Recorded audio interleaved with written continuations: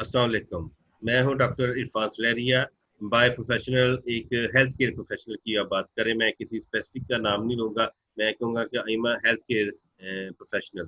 तो ये जो मेरी ई चपाल सीरीज़ है सोशल मीडिया पे, इसमें मैं मुख्तलिफ हेल्थ केयर प्रोफेशन का एक छोटा-सा सेशन करके उनसे कोशिश करता हूँ कि उनसे वो मालूमात हासिल कर सकूँ, जो उन्होंने अपनी प्रोफेशनल एजुकेशन कैसे हासिल की और उस एजुकेशन को हासिल करने के बाद वो उस एजुकेशन को कैसे इस्तेमाल कर रहे हैं अपनी प्रोफेशनल लाइफ में, और उससे अपनी ज़ात को तो डेफिनेटली फ़ायदा हो रहा है, कम्युनिटी को उससे वो क्या फ़ायदा हो रहा है। तो आज की जो हमारी जो ईच पाल सीरीज़ है, इसका रिलेशन है फार्मेसी के साथ। तो आज की जो हमारी गेस्ट हैं उनका नाम है सालेहा इसरार, जो कि अभी एक फार्मेसी की स्टूडेंट हैं दो मेडिकल यूनिवर्सिटी कराची में। तो आज कि हम अपने गेस्ट की तरफ चलते हैं। अस्सलाम वालेकुम सालिया, क्या हाल है आपके? वालेकुम अस्सलाम। मैं बिल्कुल ठीक हूँ अल्हम्दुलिल्लाह। आप कैसे हैं? जी, मैं भी ठीक-ठाक। एक शॉर्ट सा इंट्रोडक्शन तो मैंने आपका वो दे दी कि आप फार्मेसी की स्टूडेंट्स हैं। एक जी बिल्कुल। कंप्लीट या ये क्या कहते हैं कम्प्रिहेंसिव इंट्रोडक्शन आप खुद दे दें तो मेरे ख्याल में ये वो बेहतर रहेगा। बिस्मिल्लाहिर्रहमानिर्रहीम। मेरा नाम सालेहा है और मैं डाउ कॉलेज ऑफ फार्मेसी की स्टूडेंट हूँ, फोर्थ प्रॉफ की। और एक्चुअली मैं आज यहाँ पे इस प्लेटफॉर्म पे इसलिए मौजूद हूँ कि मैं अपना एक्सपीरियंस अपने जूनियर से, अपने क्लासमेट से, या जो मेरे लेवल पे लोग मौजूद हैं या मुझसे आगे भी मौजूद हैं, उनसे शेयर करना चाहूँगी इस प्लेटफॉर्म को यूज़ करते हुए। ठीक है। तो आप सबसे पहले तो ये मुझे बताएँ कि ये जो फ़ार्मेसी प्रोफ़ेशन है, इसमें जिन लोगों का एडमिशन होता है, वो मुख्तलिफ़ जी उनकी वो क्या है ना पॉइंट ऑफ व्यू होता है। तो सबसे पहले आप ये कि आपका बिल्कुल। फ़ार्मेसी में एडमिशन बाय चांस है कि बाय चॉइस है? मेरा बाय चांस हुआ है, but I am really happy कि मैं एक फार्मासिस्ट हूँ, बिकॉज मुझे अपना प्रोफेशन बहुत पसंद है। और ये नहीं कि मेरा पॉइंट ऑफ व्यू बाद में आके चेंज हुआ, ये मेरा फर्स्ट टाइम से डेवलप हो गया जब मैंने ओरिएंटेशन डे ही लिया था। जाहिर है जब हम जाते हैं यूनिवर्सिटी में, अगर हमारा एडमिशन किसी सब्जेक्ट में हुआ है या किसी उसमें हुआ है डिपार्टमेंट, तो हम उसके बारे में रिसर्च अप करते हैं। तो जब मैंने इस चीज़ को सर्च किया कि मेरे फार्मेसी प्रोफेशन का कितना स्कोप है, तो जब मैंने देखा कि ये तो मेरी फील्ड ऑफ इंटरेस्ट है, एमबीबीएस से ज्यादा मजे किए यार। अल्लाह जो करता है अच्छा करता है। आई वाज सो हैप्पी कि मुझे ये प्रोफेशन मिल गया। ये यानी अब आप इस प्रोफ़ेशन में बाय चांस नहीं है, बाय चॉइस नहीं है, लेकिन आप ज़ाहिर बात है इस प्रोफ़ेशन में आ गई हैं, तो आप इस ड्यूरिंग एजुकेशन अभी आप बहुत एन्जॉय कर रही हैं, और जब जी प्रोफ़ेशनल लाइफ़ बिल्कुल। में जाएँगी, तो डेफ़िनेटली आप ज़्यादा इसको एन्जॉय करेंगी। तो चलिए ठीक इंशाल्लाह है, आप डेफिनेटली। बाय चांस आ गई, तो कौन-सी चीज़ आपको फ़ार्मेसी में ज़्यादा अट्रैक्टिव लगी? फार्मेसी में जो रिसर्च की फील्ड है वो मुझे बहुत अट्रैक्टिव लगती है। यानी आप ये सोच लीजिए कि जब हम अभी फर्स्ट ईयर में गए तो हम लोगों ने ऐसी चीज़ें देखी जहाँ पे मेरा इंटरेस्ट डेवलप हुआ रिसर्च की साइड पे। और इसके अलावा हमारे पास है फार्माकोलॉजी है, हमारे पास जो प्रोडक्ट डेवलपमेंट है, मॉलिक्यूलर लेवल स्टडीज़ हैं, स्पेशली बायोकेमिस्ट्री हो गई, ऑर्गेनिक केमिस्ट्री हो गई। ये ऐसे डिपार्टमेंट्स हैं जो मुझे वाकई अट्रैक्ट किए।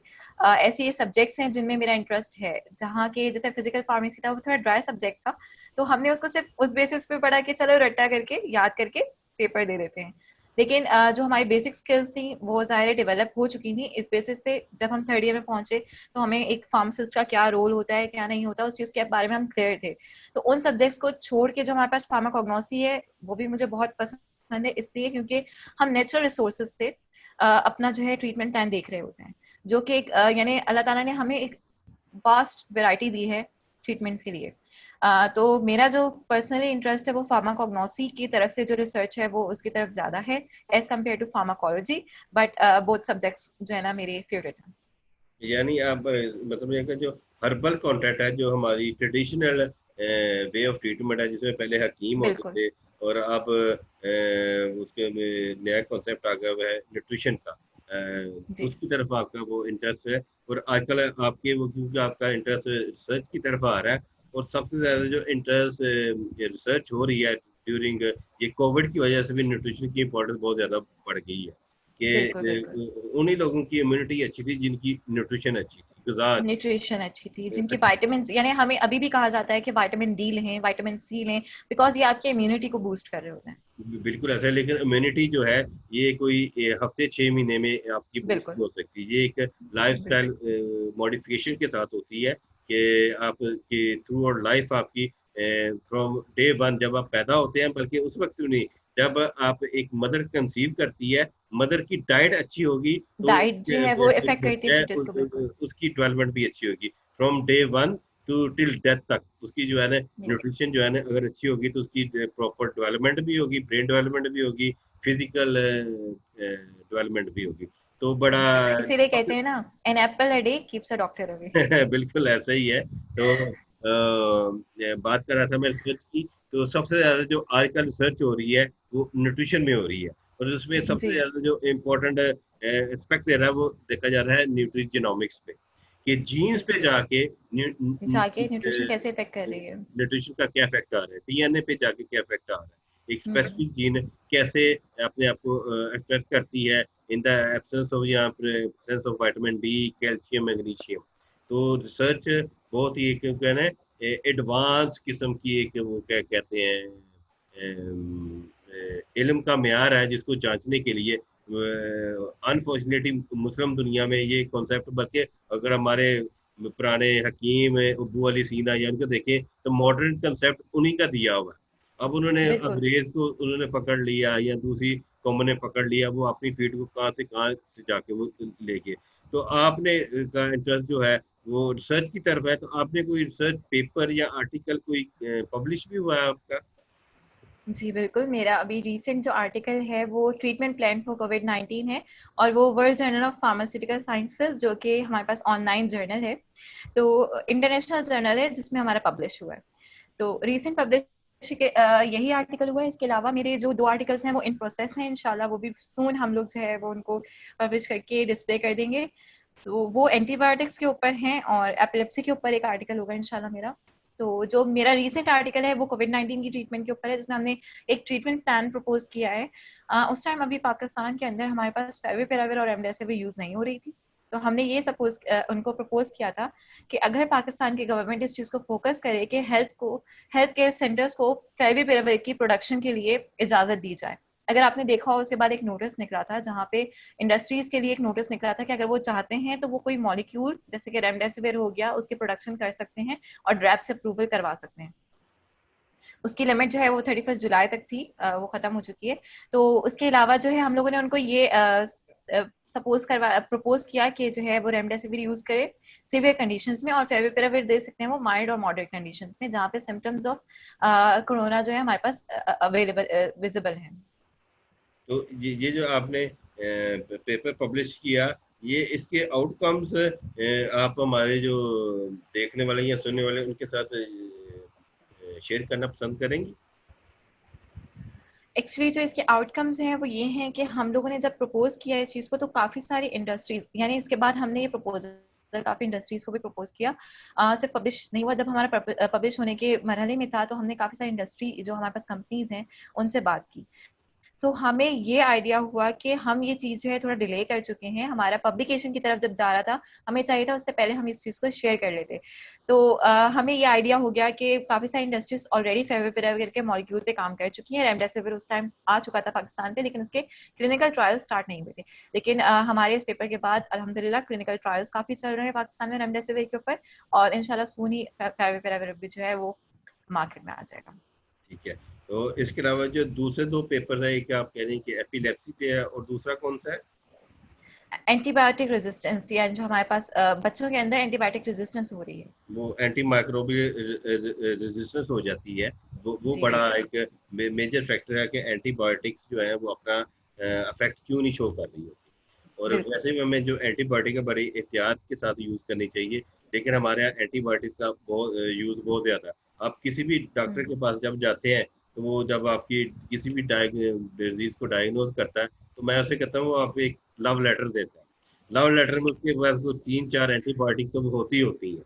तो इसमें वो बड़ी चीज़ें इन्वॉल्व हैं, हमारी फार्मास्यूटिकल इंडस्ट्री भी इन्वॉल्व है, वो उनको ब्राइब करती है, और दूसरी चीज़ें भी बहुत ज़्यादा इन्वॉल्व हैं। तो एंटीबायोटिक का बिल्कुल। जितना कम यूज़ किया जाए वो ज़्यादा इफेक्टिव है। एक वो कॉन्सेप्ट जो होता है स्टीewardship का, शायद आपको आइडिया हो, जी, जिसमें जी। आपने एंटीबायोटिक को मिनिमम यूज़ वो कराना होता है। एक एक उनका तो यूज़ होता है और एक मिसयूज़ होता है। बिल्कुल, बिल्कुल ऐसे ही है। एक तो यूज होता है और एक मिसयूज होता है, और यहाँ पे एंटीबायोटिक का मिसयूज भी बहुत है। यानी कुछ एंटीबायोटिक्स ऐसी होती हैं जो कि हमारे पास है कि इसको हम यूज ना करें जब तक सिवियर कंडीशन हो, जैसे थर्ड जनरेशन ऑफ एंटीबायोटिक्स है, सेफेक्सिम हो गई, उसको हम उस लेवल पे देते हैं जब ट्रीटमेंट नहीं हो रही होती। और जो है डॉक्टर्स मैंने देखा है वो प्रेस्क्राइब इसको फर्स्ट टाइम ट्रीटमेंट में दे रहे होते हैं। क्योंकि एज अ नेशन भी हमारी जो कौम की है ना, वो चाहती है कि क्विक एक्शन की तरह उन्हें वो डॉक्टर के चाहे जी ये बिल्कुल, दाखिल बाद में हो, उनके जो ट्रीटमेंट है या इलाज है वो उससे पहले हो जाए। तो पहले हो जाए, बिल्कुल साइकोलॉजिकली भी हमें वो सारी चीजें ना वो देखनी पड़ती हैं। और बिल्कुल। हमारे जो कौम है, हमारी ये है बैसियत कौम, हम अपनी हेल्थ के ऊपर पैसा खर्च नहीं करना चाहते। हम मोबाइल ले लेंगे महंगे से महंगा, वो 0 मीटर पाकिस्तान में बिल्कुल बारी में बाहर ले लेंगे, लेकिन जब हम मेडिकल स्टोर पे जाएंगे या इस तरह की जाएंगे तो इसके ऊपर कितना डिस्काउंट है। मोबाइल है चाहे वो 50,000 रुपए का, उसके ऊपर 1 रुपया डिस्काउंट नहीं होता। अगर वो 500 रुपए की या 100 रुपए की मेडिसिन ले एग्जैक्टली, रहा है, ये इसके ऊपर हमें कितना डिस्काउंट मिल रहा है। तो ये वाली चीजें भी बड़ी बिल्कुल। वो चीजें देखनी पड़ती है, इकोनॉमिक फैक्टर भी बड़ा है ना, हमें देखना पड़ता है। तो वो सारी चीजें आ जाती हैं। तो फ्यूचर प्लान्स में आपका अगर कोई रिसर्च पर, एक तो एपिलेप्सी पे चल रहा है और दूसरा एंटीबायोटिक पे चल जी, रहा वो है, रिव्यू आर्टिकल है मेरा एक्चुअली। रिव्यू आर्टिकल है, तो फ्यूचर में अगर जी। आप मेरे साथ कोलैबोरेट करके कोई रिसर्च पब्लिकेशन करना चाहे तो वो कौन सा टॉपिक आप करना चाहेंगी? अगर देखा जाए तो आप एक न्यूट्रिशनिस्ट, यानी आपका एक हेल्थ प्रोफेशन जो है आपका न्यूट्रिशन ज़्यादा है उस साइड पे आपका, तो इंशाल्लाह ज़रूर एक न्यूट्रिशन के ऊपर हम टॉपिक लेके जाएंगे, जिसमें हम ये कर सकते हैं कि न्यूट्रिशन एक वास्ट एरिया है जो ट्रीटमेंट के लिए यूज़ हो रहा है। तो हम ऐसी बीमारियों को मद्देनजर रखेंगे जो कि फोकस नहीं है हमारे पास, यानी अभी हम लोग जो है उस चीज को फोकस नहीं कर रहे हैं उन बीमारियों को, लेकिन वो एक्चुअली जो है वो बहुत ज्यादा जो है डेथ रेट की जो है रिस्पॉन्सिबल है। जैसे अगर आप देखा जाए कि हम इतनी तवज्जो नहीं देखते कि जो डायरिया हो गया, कॉन्स्टिपेशन हो गई, हमारे पास वाटर लॉस हो गया या आयरन लॉस हो गया, इसकी तरफ हम इतना ध्यान नहीं देते।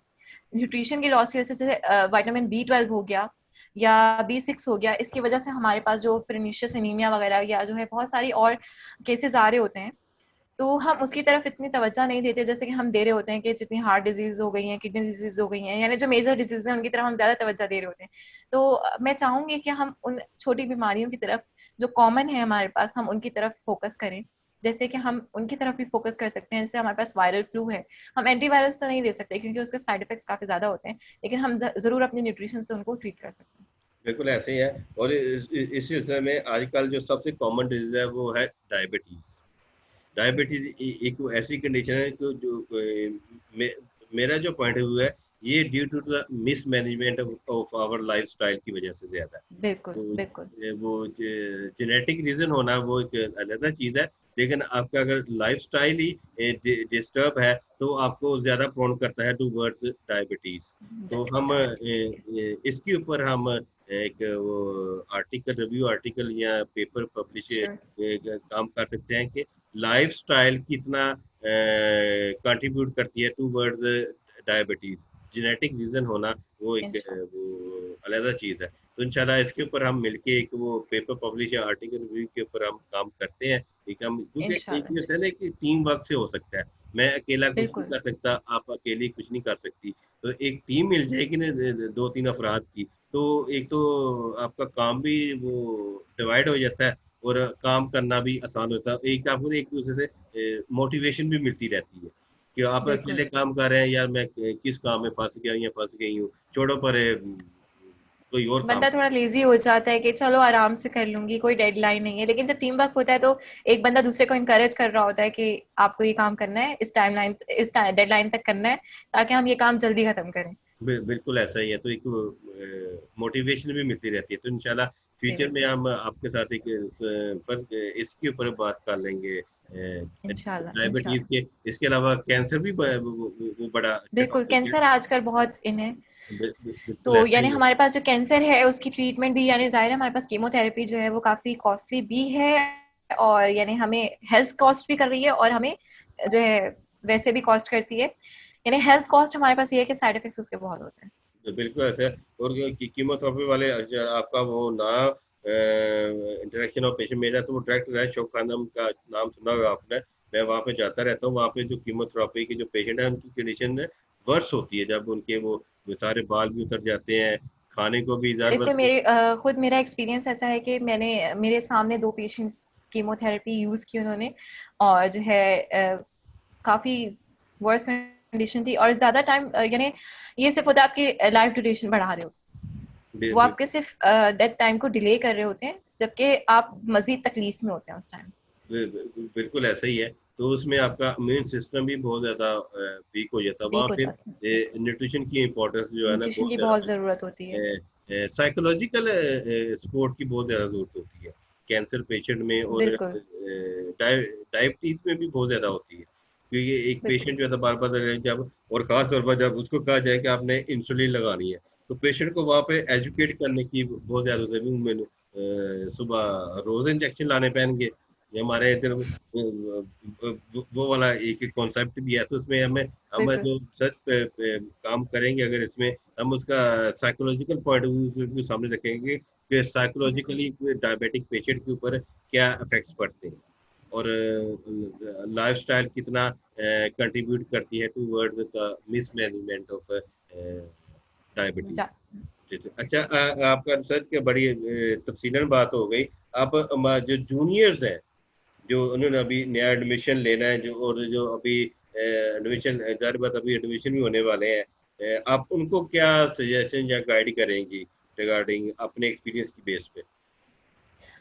जो मेरा पॉइंट ऑफ व्यू है या मेरा एक्सपीरियंस है, ज़ाहिर है हर किसी का डिफरेंट होता है। अब हर किसी ने जो है, जैसे मेरा जो है पॉइंट ऑफ व्यू ये था कि मुझे वो करना है जो जिसका मेरे अंदर पोटेंशियल है, जिसको मैं एक्सप्लोर करूँ तो मैं उसको अपने फुलेस्ट पे इस्तेमाल कर सकूँ। तो जब मैंने रिसर्च को देखा तो मुझे लगा कि हाँ, मैं अपना ये चीज़ इस्तेमाल करके ना बहुत आगे पहुँच सकती हूँ। यानी मैं अपने जूनियर्स को या अपने जो हैं कोलीग्स हैं या जो भी ऐसे लोग हैं जो कि मुझे इस टाइम यहाँ इस प्लेटफॉर्म पे सुन रहे हैं, उनको मैं यही कहूँगी कि अगर आप लोग किसी भी तरफ जाना चाहते हैं, आप उस चीज़ को परस्यू मत करें बिल्कुल भी, जो आपको लगता है कि आप नहीं कर सकते। अगर आप देखते हैं कि आपके अंदर किसी चीज़ का पोटेंशियल है, तो आप उस चीज़ को ज़रूर परस्यू करें। मैं कहती हूँ कि ठीक है, बंदे को करना चाहिए, हर काम करना चाहिए, कोशिश करनी चाहिए। लेकिन हम लोग अगर उस काम को लेकर चलें कि जिसके अंदर जिसके लिए हमारे पास पोटेंशियल है, जैसे कि अगर मेरे पास रिसर्च का पोटेंशियल है, कुछ लोगों के पास होता है कि उनके पास लर्निंग बहुत अच्छी होती है, उनकी मेमोरी बहुत अच्छी होती है, तो वो उस चीज़ को लेके चल सकते हैं। कुछ के पास मैनेजमेंट स्किल्स बहुत अच्छी होती हैं, तो वो उन चीज़ों को लेकर चलें, तो वो बहुत कुछ कर सकते हैं। यानी आप अपनी, एक तो हमारे पास एक लिमिटेड लाइफ स्पैन होता है, उसको उस तरह से यूज़ करें, जहाँ पे आप बहुत कुछ गेन कर सकते हैं। तो जैसे मैंने अपनी रिसर्च से बहुत कुछ अल्हम्दुलिल्लाह गेन किया, तो मैं अपने जूनियर्स को यही कहूँगी कि ये मत सोचें कि अगर दूसरा ये कर रहा है तो मैं भी यही करूँ। आप वो देखें कि आप क्या कर सकते हैं। हर किसी के पास एक नई स्किल होती है, एक यूनिक स्किल होती है। हर बंदा आपकी तरह नहीं होता, और कहते हैं ना, पाँचों उंगलियाँ बराबर नहीं होती हैं। तो आप ये मत देखिए कि वो कितना कर चुका है। अगर मैंने खुद देखा है, मेरे सामने है, मैं खुद एक एवरेज स्टूडेंट हूँ। ये नहीं है कि मैं 4 जीपीए लाने वाली स्टूडेंट हूँ, और मुझसे लोग एक्सपेक्ट करते हैं कि भई मैं 4 जीपीए लाऊँगी या मैं पढ़ने वाली बच्ची हूँ, जबकि ऐसा कुछ नहीं है। अगर मैं एक फील्ड में अच्छी हूँ, तो इसका मतलब ये नहीं मैं हर फील्ड में अच्छी हूँ। मैं एवरेज स्टूडेंट हूँ, अल्हम्दुलिल्लाह मेरी 3.5 से अबव आती है। जी।